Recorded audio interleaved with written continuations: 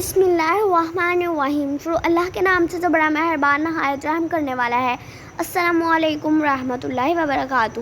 ابن حجر کے مطابق جب منگولوں نے پوری مسلم دنیا پر قبضہ کر لیا اور دن بڑے دردناک دن تھے، بغداد میں خون بہہ رہا تھا اور غرناطہ لٹ رہا تھا، جب جامعہ نظامیہ کی لائبریری دجلہ کی موجوں کی زد میں تھی، جب تہہ خانوں میں پانی چھوڑ دیا گیا اور مسلمانوں نے 1.25 لاشیں وہاں سے بھی اٹھائیں، وہ دن بڑے دردناک دن تھے۔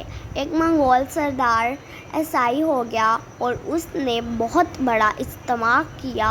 ابن حجر لکھتے ہیں کہ اس بدبخت عیسائی بادشاہ نے دریدہ دہنی کرتے ہوئے حضور اکرم صلی اللہ علیہ وآلہ وسلم کی شان میں گستاخی کی، تو اس بڑے اجتماع کے اندر ایک بھی مسلمان نہیں تھا۔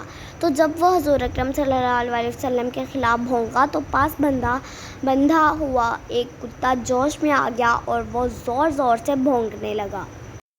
سب نے اس سے کہا کہ تو مسلمانوں کے نبی صلی اللہ علیہ وآلہ وسلم کے خلاف بولا ہے، اس لیے یہ کتا زور زور سے بھونک رہا ہے۔ تو اس نے کہا کہ نہیں، یہ ویسے ہی بڑا غیرت مند ہے۔ میں نے ہاتھ سے اشارہ کیا تو یہ سمجھا کہ مجھے مارنے لگا ہے، اس وجہ سے غیرت میں آ گیا، تو اس نے دوبارہ حضور اکرم صلی اللہ علیہ وآلہ وسلم کی شان میں گستاخی کرنا شروع کر دی۔ اتنا مجمع تھا لیکن اس میں سے کوئی بھی حضور اکرم صلی اللہ علیہ وآلہ وسلم کا غلام نہیں تھا۔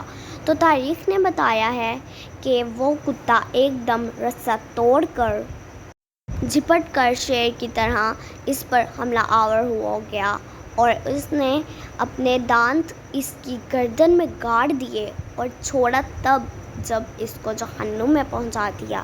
ابن حجر لکھتے ہیں کہ اس واقعے کو دیکھ کر 40,000 لوگوں نے اسلام قبول کر لیا۔ سبحان اللہ۔ اللہ حافظ۔